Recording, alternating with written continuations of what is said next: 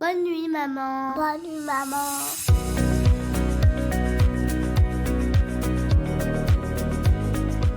Les endormissements à rallonge, les réveils nocturnes ou les siestes compliquées, ça te parle? Bienvenue dans Au pays des merveilleuses, le podcast qui t'aide à retrouver des nuits paisibles et des journées plus sereines. Je suis Alice Pigano, fondatrice d'Enfance Positive, experte en sommeil des enfants et en parentalité bienveillante, et aussi maman de 2 jeunes enfants. Ici, on parle sommeil, parentalité et équilibre avec des conseils concrets, des partages d'expériences et des échanges inspirants avec des experts et des parents. Installe-toi, on commence. C'est parti. C'est parti. Aujourd'hui, j'ai la joie d'accueillir Fianna. Elle est éducatrice Montessori et c'est pas n'importe laquelle parce que elle a accompagné mon fils qui est allé dans une école Montessori depuis son CP. Donc Fianna a été son éducatrice en CP. Et elle le sera certainement pour d'autres années. Aujourd'hui, il est en CE2, toujours dans l'école où Fianna travaille. La pédagogie Montessori, elle est de plus en plus connue, mais elle est encore très mal comprise. On l'associe souvent à simplement un matériel en bois ou à des écoles libres, entre guillemets, alors qu'en réalité, elle repose sur des principes puissants qui sont centrés sur le respect profond du développement de chaque enfant. C'est ce qu'on va explorer aujourd'hui avec Fianna et tu vas voir à quel point ça a fait écho à mon approche du sommeil, une approche où l'on ne dresse pas, mais où l'on observe, on écoute et on répond aux besoins de l'enfant là où il en est. Bonjour Fianna et merci d'être là. Bonjour, merci de m'avoir invitée. Avec grand plaisir. Est-ce que Fianna, pour commencer, tu peux te présenter pour les mamans qui nous écoutent et puis notamment nous dire aussi qu'est-ce qui t'a mené vers l'enseignement, mais surtout vers cette pédagogie-là, cette pédagogie Montessori. Alors moi, je m'appelle Fianna, j'ai 32 ans.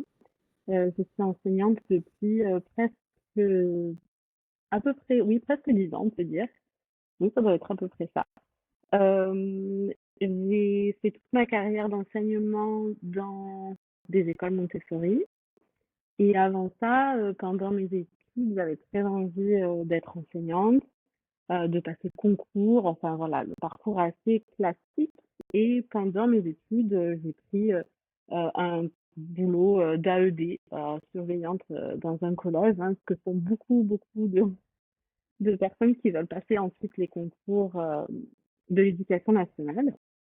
Et puis, pendant ces études-là et dans ce travail-là, je me suis rendu compte que moi, j'étais pas du tout en accord avec ce que je voyais au quotidien, que je voyais beaucoup de mal-être. Autant c'est le corps enseignant que c'est les enfants. Et ça me tiquait. Et puis surtout, je me sentais pas de faire des choses qui n'étaient pas en accord avec moi. Donc j'ai essayé de regarder, bah, tout en restant dans l'enseignement, parce que vraiment j'étais très certaine de mon choix, que j'avais très envie de faire ça. Qu'est-ce qu'il y a d'autre, en fait? Et je ne connaissais pas du tout. Et puis je suis tombée sur les livres de Marianne Montessori. Et puis là, je me suis formée en parallèle de mes études. Et puis je suis plus jamais retournée. Euh, et mon premier travail a directement été dans une école Montessori. Et puis ça a vraiment confirmé mon choix euh, dans cette carrière-là, dans le privé. Voilà. Oui, parce que c'était ta solution pour que ça matche avec tes valeurs finalement. C'est ça. Exactement. Mm. Exactement. Ouais. T'as pas précisé, mais tu es aussi maman. Oui, je suis aussi maman d'un petit garçon qui a 15 mois. Ouais, avec un accouchement à domicile, si je me trompe pas. C'est ça, Peut-être avec qu'on un aura l'occasion accouchement. d'en reparler dans un autre épisode, sait-on jamais. Oui. Bon, quand on parle de Montessori, il y a beaucoup de gens qui pensent surtout au matériel ou aux jouets en bois qu'on nous vend dans les magasins, mais c'est pas du tout à ça que ça se limite. Donc, comment toi, tu décrirais vraiment cette pédagogie, puisqu'il s'agit d'une pédagogie, dans sa philosophie plus profonde? Oui, alors c'est vrai qu'on voit beaucoup de choses. Et puis avec les réseaux aujourd'hui, je crois qu'il y a beaucoup de moqueries et de mauvaises informations. L'amalgame? Euh, non, oui, d'amalgame. Qu'est-ce que c'est Montessori vraiment dans son cœur? C'est vraiment une pédagogie qui vient accompagner l'enfant. où l'adulte est vraiment là pour l'accompagner et pas pour le diriger, en fait. Je pense que c'est là où il y a, pour moi, c'est vraiment la différence.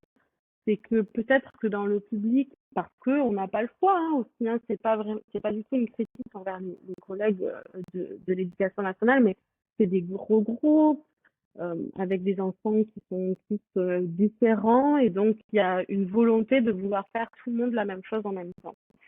Et donc, on est obligé de diriger, on est obligé d'être dans cette posture-là, de diriger le groupe et de dire, ben voilà, maintenant on va faire tout ça, etc., etc. Et dans la pédagogie Montessori, on va plutôt accompagner, donc on va s'adapter aux besoins de l'enfant avec des objectifs, évidemment. Les objectifs, c'est que ils aient plein de compétences différentes, que ce soit en lecture, en mathématiques, en culture générale. C'est pas qu'il manque, mais on va vraiment les accompagner dans leurs compétences, à leur niveau, et essayer de les faire progresser de manière individuelle. En fait, on ne voit pas le collectif, on ne voit pas le groupe, classe, on voit vraiment chaque enfant dans leur individualité, avec leurs besoins, parce que chaque enfant a des besoins particuliers, et on va venir s'adapter à eux, à qui sont eux. Parce que je pense que c'est un petit peu le problème dans plein de choses aujourd'hui dans notre société, c'est que on voit la masse, on voit le groupe, et on voit plus les gens en tant qu'individuels, et chacun, même nous les adultes, on a des besoins différents. Et donc, je pense qu'à l'école, surtout dans un endroit où on passe plus de 8 heures par jour, c'est important de se sentir en sécurité et en bienveillance avec un adulte qui va nous prendre nous en tant que tel, quoi. Oui. Euh, pour moi, ce qui est important dans ce que tu viens de dire, c'est qu'on comprend que l'objectif, c'est de suivre aussi le rythme individuel de chaque enfant, parce qu'en fait, ils ont Oui, tous des compétences, mais ils les développent pas tous à la même vitesse. Et si je me trompe pas, on peut se retrouver avec un enfant qui est entre guillemets, par rapport à la masse qu'il pourrait y avoir dans une école plus classique, un enfant qui serait entre guillemets en avance, par exemple en maths, et puis peut-être en retard en lecture, mais pour autant, bah, il va continuer à évoluer à son rythme. Et puis en fait, justement, on évite d'utiliser les termes en avance ou en retard chez vous. exactement. Mais c'est ça, c'est si on fait cette fameuse comparaison avec la masse comme des petits moutons, quoi. C'est ça, exactement. En fait, moi, mon travail au quotidien, c'est vraiment de les observer. L'observation, c'est vraiment beaucoup dans notre métier en Montessori. On observe beaucoup les enfants, comment ils réagissent à telle ou telle notion, telle ou telle nouvelle compétence qu'on va travailler avec eux. Est-ce que on peut avancer vite dans cette notion, dans cette compétence, parce qu'au contraire, c'est quelque chose qu'ils maîtrisent, qu'ils aiment, et donc on va aller très vite. En mathématiques, on peut aller très vite avec un enfant qui stationne de mathématiques, mais pas que, dans toutes les matières. Et au contraire, on va prendre le temps sur des choses qui sont plus difficiles pour eux. Oui. On va vraiment faire étape par étape. Et de toute manière, en Montessori, on n'a toujours qu'une seule difficulté à la fois. Ça, c'est vraiment très important. On va pas leur demander en CP, dès le premier jour, de lire, d'écrire, de compter, de se concentrer, de rester assis. Ouais. Tu vois un peu toutes ces compétences qu'on leur demande là d'un coup dès le premier jour, que ce soit en maternelle ou en primaire d'ailleurs, je le remarque, ça fait beaucoup pour eux. Et honnêtement, je pense pas que les apprentissages se passent sereinement et s'ancrent réellement en eux. C'est-à-dire que nous, notre objectif, c'est pas de la quantité, mais vraiment de la qualité. Oui. C'est-à-dire que quand j'apprends quelque chose, je l'apprends et je le maîtrise après, réellement. Je ne survole pas une compétence comme ça parce que il y a pas le choix, c'est le programme, j'ai dit il faut boucler, donc tant pis si t'as pas compris, on passe à autre chose, quoi. Bien sûr, et surtout alors moi j'étais enseignante avant, je rappelle pour les personnes qui écoutent qui le savent peut-être pas, moi j'étais enseignante dans le public, donc pour toutes les personnes qui sont pas dans le corps enseignant, il y en a beaucoup qui ne savent peut-être pas, mais en réalité dans les programmes officiels, il y a beaucoup de redites d'une année sur l'autre, ce qui prouve bien qu'une compétence, on peut prendre le temps de l'acquérir, et plutôt que, comme on fait souvent dans le public, vouloir à tout prix clôturer le programme soi-disant de cette année-là et vite passer à une autre notion, ben en fait, c'est beaucoup plus logique effectivement de prendre le temps d'acquérir la notion avant de passer à une autre parce que justement on peut se permettre de le faire sur plusieurs années parce qu'en réalité c'est de toute façon comme ça que sont conçus les programmes. Donc Oui, c'est beaucoup plus cohérent effectivement de cette manière-là parce que les enfants se oui. sentent aussi moins stressés, moins nuls entre guillemets de se dire ah ben on passe à autre chose mais moi je vois bien que le truc d'avant j'ai rien compris. Oui. Enfin, je sais pas si toi tu as des souvenirs de ça dans ton parcours d'élève, mais moi très souvent ça me mettait énormément la pression de savoir que j'avais pas totalement compris quelque chose, que potentiellement je serais évaluée là-dessus, donc jugée, C'est ça. que je serais potentiellement en échec sur quelque chose, et je sais que moi en tant qu'élève, je me mettais énormément la pression. Oui. J'avais ce truc de il faut absolument réussir, il faut absolument que j'ai toujours des bonnes notes. Enfin voilà, je sais Hmm. que j'étais très stressée. J'étais très bonne élève, mais j'étais très stressée. Oui, c'est ça. Et c'est vrai qu'on parle beaucoup des enfants en difficulté, etc. Mais parlons aussi des enfants qui réussissent et qui se mettent beaucoup la pression et qui Oui, sont pas bien finalement. Et c'est moi, ça, c'était mon oui. cas. Parce que c'est sûr que pour des enfants qui sont en difficulté, qui ont vraiment une très basse estime d'eux-mêmes, parce que du coup, c'est violent de savoir que on n'y arrive pas, etc. Bon, c'est pas le cas dans notre école parce que en fait on leur laisse le temps donc ils se retrouvent jamais en échec répété, Hmm. hein. Ça peut arriver de se tromper et de pas y arriver, mais je parle vraiment d'échecs répétés sur le long terme. Oui. Et ben c'est pas bon pour eux mais aussi pour les enfants qui ont envie de réussir et qui ont ce truc là de pas vouloir se rater. Et ben c'est très dur pour eux aussi, je trouve, en tout cas c'est mon expérience. Mm. Oui, oui, complètement, oui. Et du coup, dans ton quotidien de classe, qu'est-ce que tu observes chez les enfants qui évoluent dans ce cadre-là? Qu'est-ce que ça change pour eux de pouvoir apprendre dans un environnement aussi respectueux? Même si tu n'es pas allé dans les écoles publiques pour comparer, mais je pense quand même que tu as une notion de comment ils vivent les choses. Oui. Tu échanges beaucoup avec les enfants, donc Oui. tu dirais quoi? Alors, j'ai quand même une expérience comparative par rapport à ma propre expérience déjà à l'école en tant qu'élève et aussi de ce que j'ai pu voir en tant qu'AED dans les Oui. collèges, même si c'est pas les mêmes niveaux, on arrive quand même à ressentir un petit peu le feeling des élèves. Pour ma part, déjà les élèves ils sont quand même très à l'aise en classe, il faut le dire. Ils m'appellent pas maîtresse, ils m'appellent par mon prénom.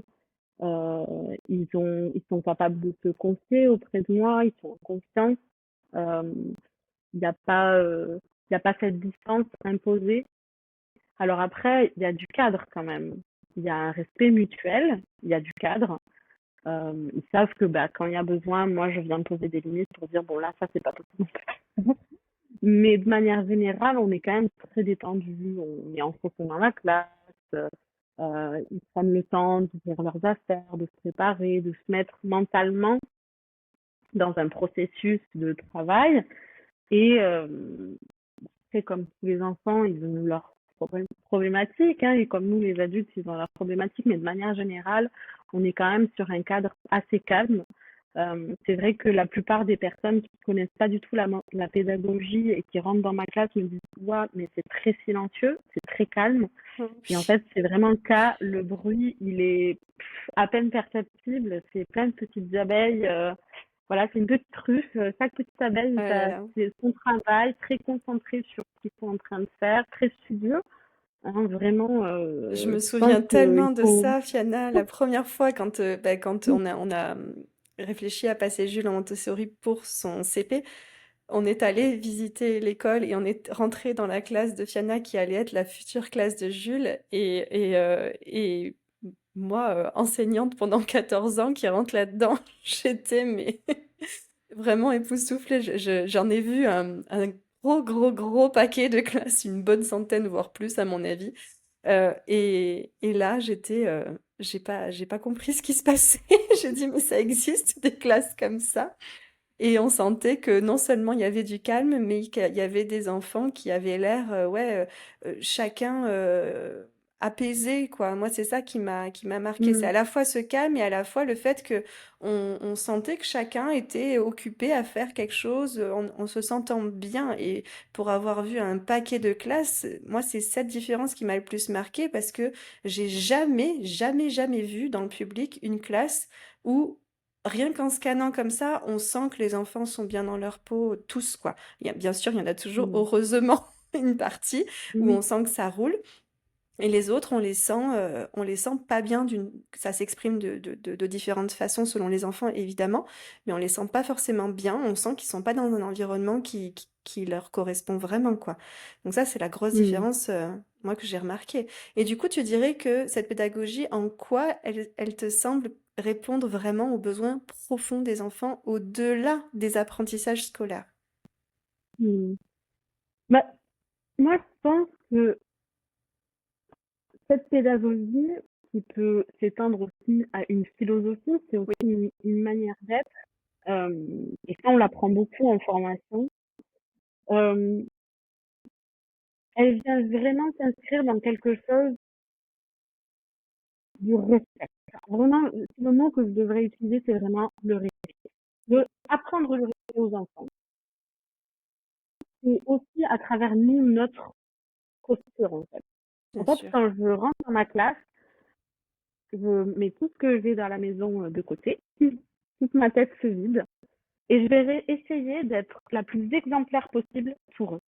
C'est-à-dire que je vais être dans la surmaîtrise de mes émotions. Je ne vais pas jamais me sentir offusquée parce qu'un enfant déborde ou qu'il a des émotions très très fortes. Je vais essayer de sauter la plupart du temps, de vraiment être très calme, très posée. Et ça aide les enfants énormément. Hmm, En fait, c'est hyper apaisant pour eux de savoir que l'adulte, c'est ma référence. Cette personne, elle est là pour moi, pour m'accompagner et elle va rester très, très, très, très calme. C'est très dur à faire. Je pense pas que tout le monde soit capable de le faire. Ça s'apprend sur plusieurs années, hein, ça se maîtrise. Euh, et surtout, c'est vraiment cette posture-là qui permet aux enfants d'être apaisés. Et l'apaisement, c'est propice aux apprentissages. bien sûr. Ce respect-là qu'on leur offre, de leur dire, moi je suis là pour toi, pour t'aider, pour t'accompagner, t'aider à te grandir. Je ne te juge pas. Euh, tes émotions, elles sont valides en fait, il n'y a pas de souci là-dessus. Par contre, on va travailler dessus, je vais t'accompagner pour travailler dessus. Et Hmm, c'est vrai que ça va au-delà de mon travail d'enseignement, c'est-à-dire de transmettre des compétences intellectuelles, on va dire, parce que oui. c'est aussi transmettre des compétences sociales, émotionnelles, mais c'est indispensable en fait. Et je Pour moi, crois c'est ça que qui fait vraiment toute la différence. voilà, Ça, c'est c'est une vraiment. dimension qui est différente en fait. C'est vraiment des apprentissages, mais au sens large, sur Mm, plein de compétences de la vie. Pas seulement apprendre à lire et à écrire et à compter, ce qui est hyper important aussi, mais aussi à gérer ses émotions, à, à accepter plein de choses aussi de la vie et puis à les préparer à être des adultes.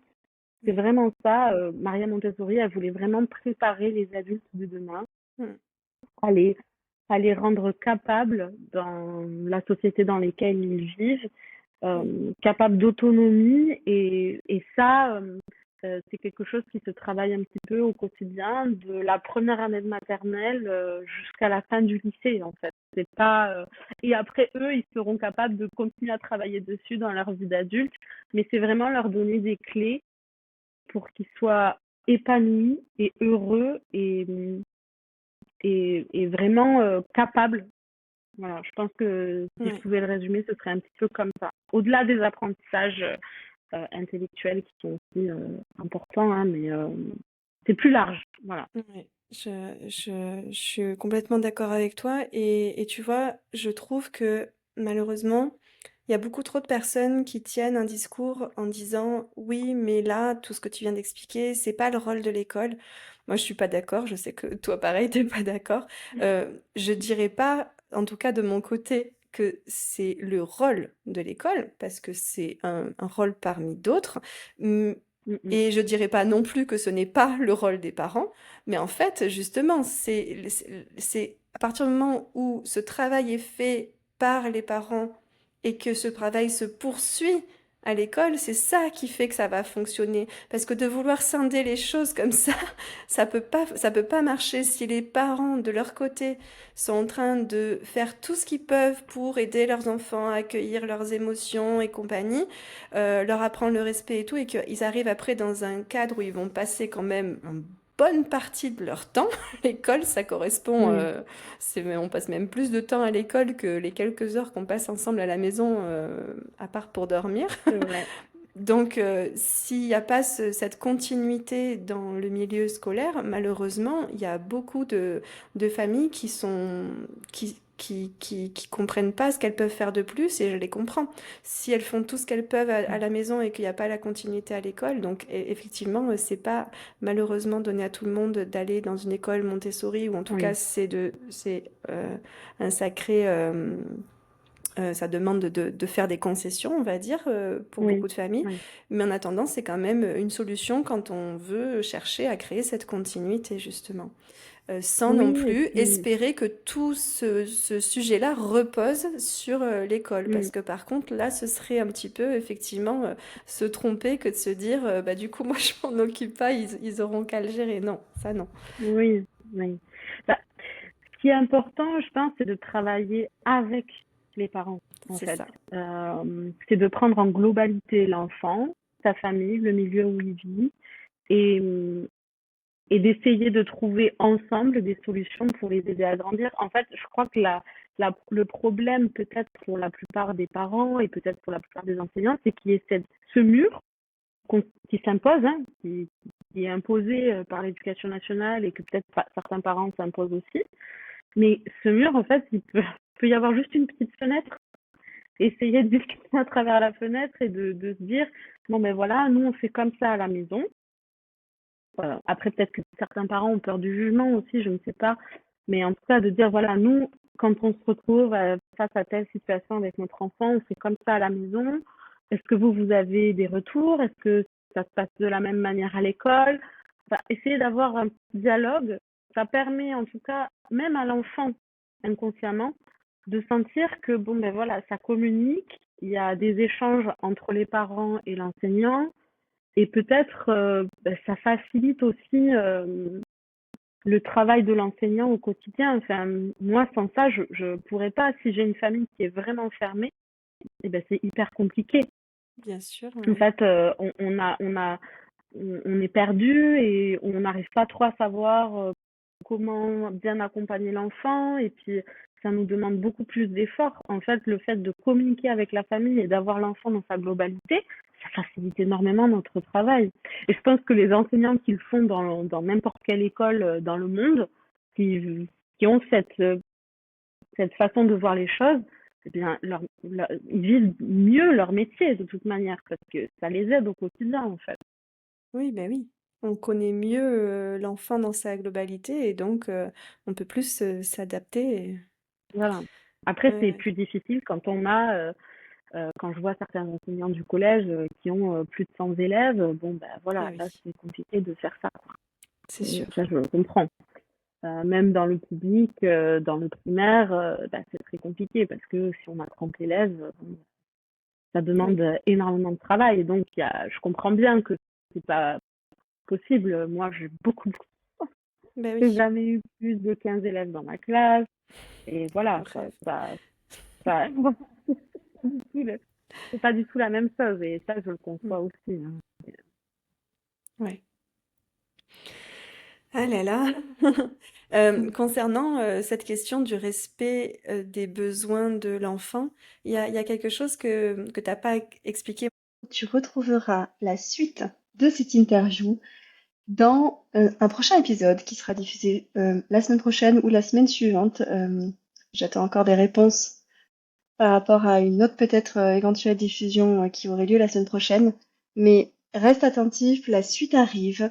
Je l'ai coupé pour que ce soit pas trop long et en même temps ça te maintient peut-être un petit peu en haleine. N'hésite pas déjà à mettre un commentaire ou à noter, voilà, et aussi à t'abonner pour ne pas louper la suite. Je compte sur toi. Partage déjà cet épisode et peut-être va en écouter d'autres si tu n'as pas encore tout écouté.